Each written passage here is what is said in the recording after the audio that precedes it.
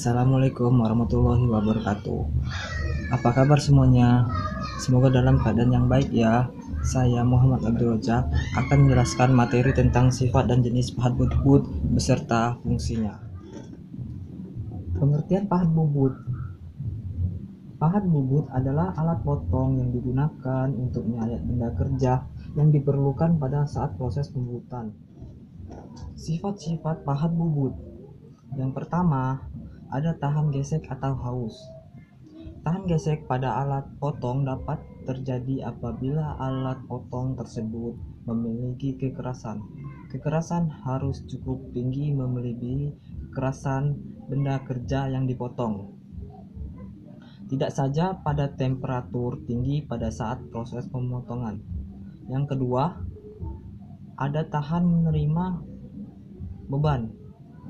Kemampuan menerima beban dari alat potong adalah karena keuletannya. Selain memiliki kekerasan, alat potong juga harus memiliki keuletan yang cukup besar untuk menahan beban konstan maupun kejut yang terjadi pada proses pemesinan. Yang ketiga, tahan getaran. Pada saat proses pemotongan, pemesinan selalu akan ada getaran yang diakibatkan oleh bersentuhnya alat potong dengan benda kerja yang bergerak, lurus atau berputar. Gunakan gerakan tersebut bisa saja terjadi dalam frekuensi yang amplitudenya yang rendah hingga tinggi. Tinggi rendahnya frekuensi diakibatkan oleh bentuk geometri benda kerja, struktur material atau faktor lain.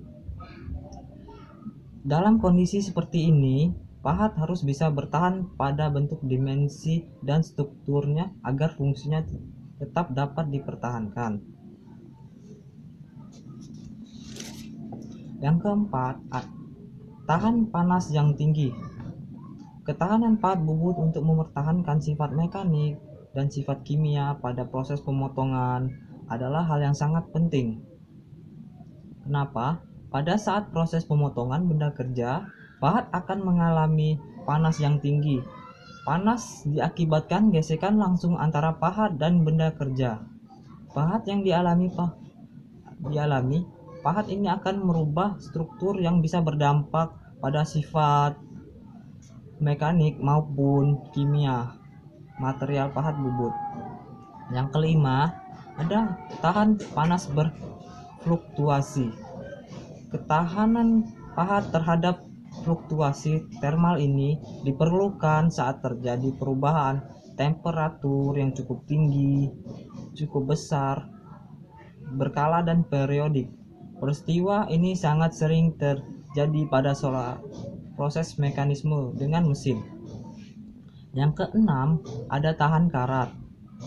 Tahan karat atau oksidasi umumnya memberikan dampak negatif terhadap material logam. Oksidasi mengakibatkan logam lapuk dan terdegradasi.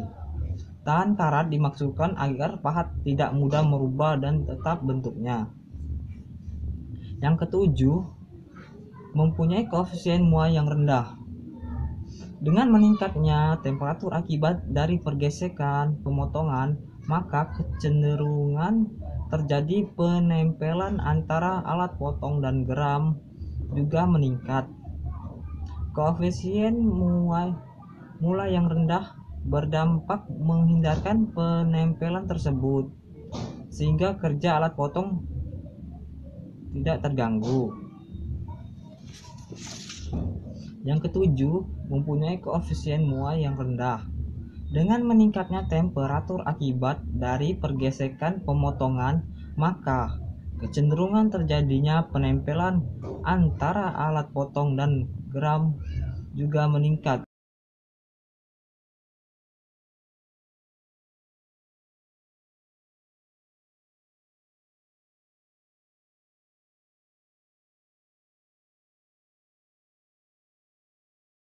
Meningkat koefisien murni yang rendah berdampak menghindarkan penempelan tersebut, sehingga Yang ketujuh, mempunyai koefisien muai yang rendah. Dengan meningkatnya temperatur akibat dari pergesekan pemotongan, maka kecenderungan penempelan antara alat potong dan geram juga meningkat. Koefisien murni yang rendah berdampak menghindarkan penempelan tersebut sehingga kerja alat potong tidak terganggu. Yang kedelapan, mempunyai sifat adhesif yang rendah. Sifat adhesif adalah sifat yang daya tarik menarik antara material yang berbeda jenis. Sifat adhesi yang rendah diperlukan untuk mengurangi kemungkinan menempelnya benda kerja dengan pahat dan geram sehingga mengganggu proses pemotongan. Yang kesembilan ada daya larut komponen material yang rendah. Daya larut komponen material yang rendah dibutuhkan demi untuk memperkecil laju kehalusan akibat mekanisme difusi. Jenis material pahat yang akan digunakan. Jenis material pahat adalah yang pertama, satu pahat baja karbon atau high carbon steel. Pahat baja dengan kandungan karbon yang relatif lebih tinggi dengan konsentrasi karbon 0,7 sampai dengan 1,4 tanpa campuran unsur lain atau dengan unsur lain dengan konsentrasi yang relatif rendah. Mempunyai kekerasan permukaan yang cukup tinggi dengan proses perlakuan panas. Kekerasan yang tinggi ini diperoleh karena terjadinya transformasi martensip. Karena martensip akan melunak pada temperatur sekitar 250 derajat. Maka pahat karbon ini digunakan pada kecepatan pemotongan yang relatif rendah. Pahat bubut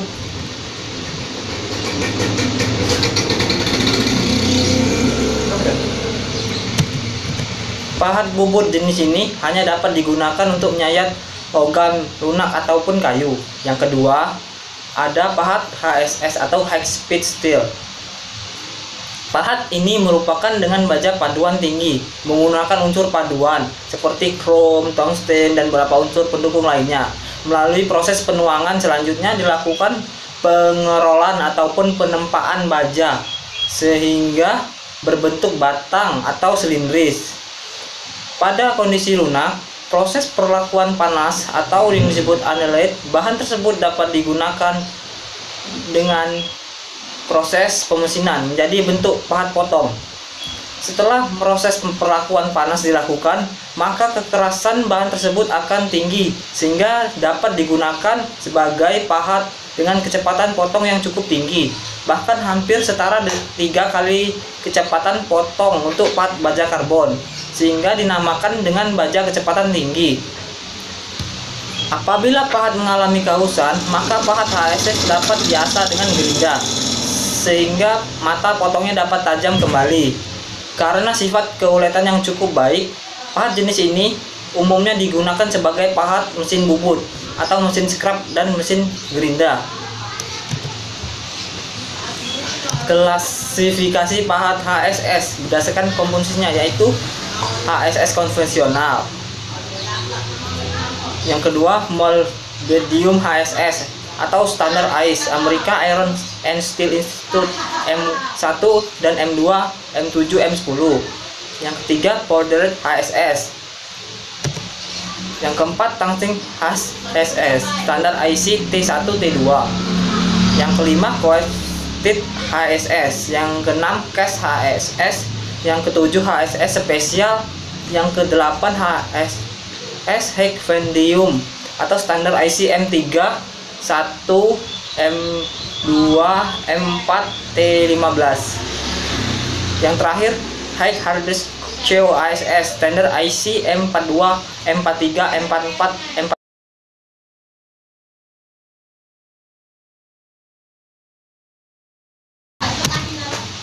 Yang ketiga, pahat paduan core non-ferro atau yang disebut cast non-ferrous alloy. Pahat paduan core non-ferrous merupakan jenis pahat paduan dan memiliki sifat antara pada HSS dan karbid. Umurnya digunakan pada kondisi khusus di antara pilihan, di mana pahat karbida terlalu rapuh dan pahat HSS mempunyai hot hardness dan wear resistance yang terlalu rendah. Pahat jenis ini diproses dan dibentuk dengan cara dituang menjadi bentuk yang tidak terlalu sulit seperti tolbit atau sisipan yang kemudian diasah sesuai dengan dimensi yang dibutuhkan. Paduannya yakni karbon paduan 1%, relatif lunak, sedangkan 3% keras serta tahan aus. Yang kedua ada wolfram, 10%, 25% berat sebagai pembentuk karbida dan menaikkan kekerasan secara menyeluruh. Yang ketiga ada krom, 10% atau sampai dengan 35% berat yang membentuk karbida. Yang keempat ada kobalt sebagai pelarut bagi elemen lain. Yang keempat, pahat karbida atau yang disebut cemented carbide merupakan jenis pahat yang disemen atau yang disebut cemented carbide dengan bahan padat dan dibuat dengan cara sintering serbuk karbida atau nitrida oksida dengan bahan pengikat yang umumnya dari kobalt atau CO. Cara karbozing masing-masing dasar serbuk tungsten, titanium, tantalum yang dibuat menjadi karbida yang kemudian digiling dan disaring salah satu atau dicampur serbuk karbida tersebut kemudian dicampur dengan bahan pengikat atau CO dan dicetak sebagai memakai bahan pelumas atau lilin. Setelah itu dilakukan presentering atau 1000 derajat Celcius pemanasan mula untuk menguapkan bahan pelumas dan kemudian dilakukan proses sintering sampai dengan 1600 derajat Celcius. Hot hardness karbida yang disemen akan menurun apabila akannya terjadi perlunakan pada elemen pengikat. Semakin besar tingkat presentasi pengikat CO, maka kekerasannya akan menurun dan sebaliknya keuletannya meningkat. Modulusnya elastisitasnya akan sangat tinggi, demikian pula dengan berat jenisnya. Koefisien muainya 1:2 kali dari baja dan konduktivitasnya sekitar 2-3 kali dari konduktivitas panas pahat ASS.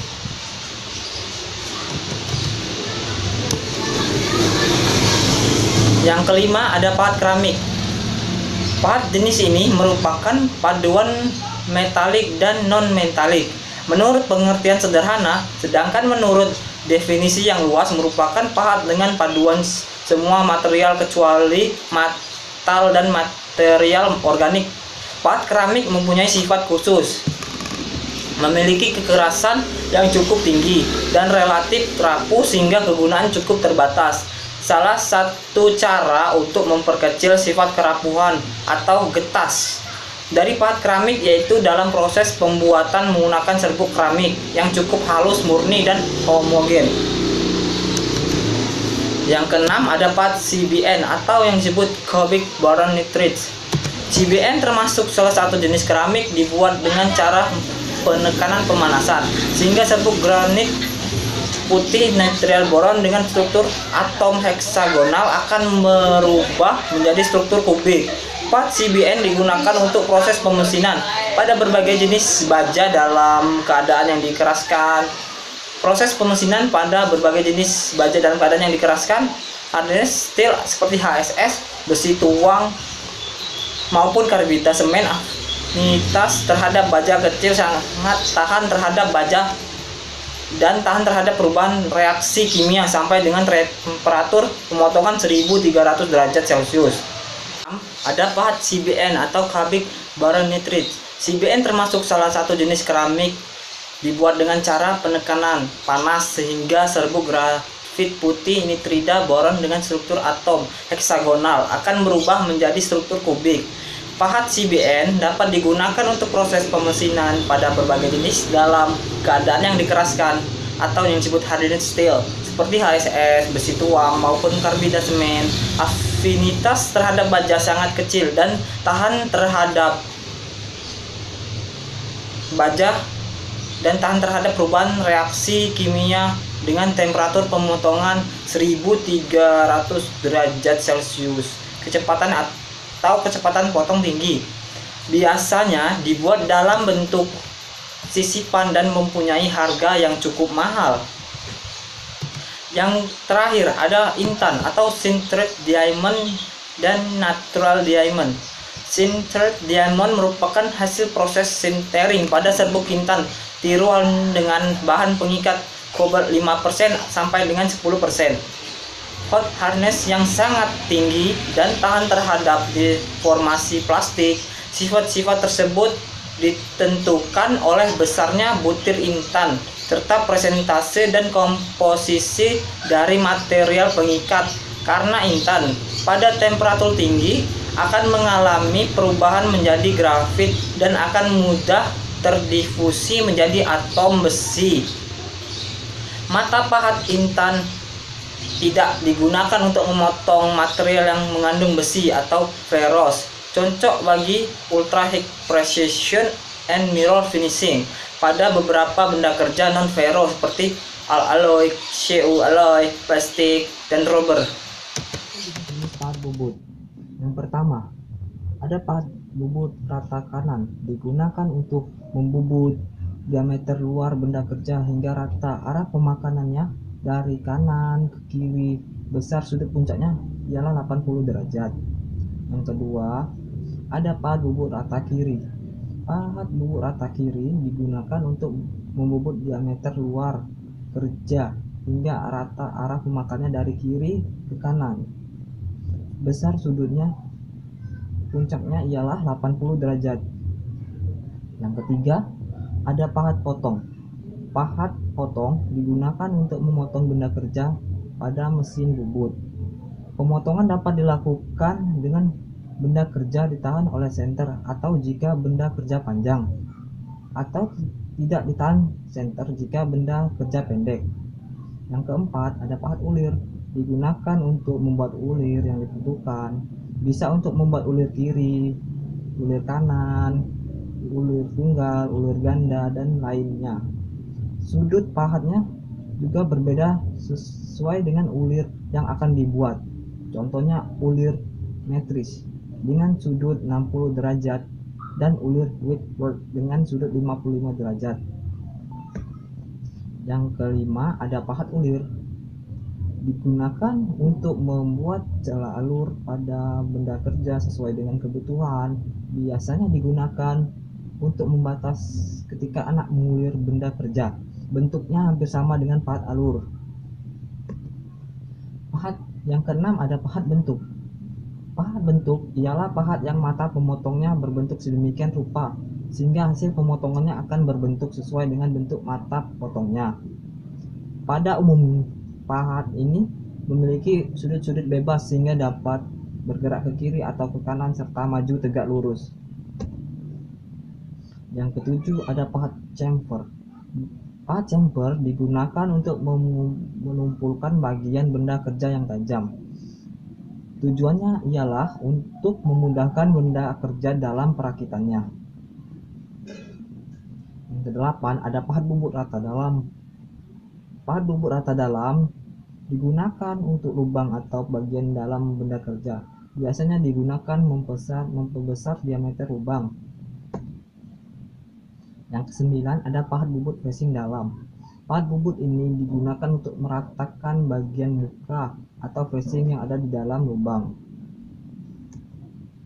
Yang ke-10, pahat bubut alur dalam. Pahat bubut yang digunakan khusus untuk membuat alur pada lubang.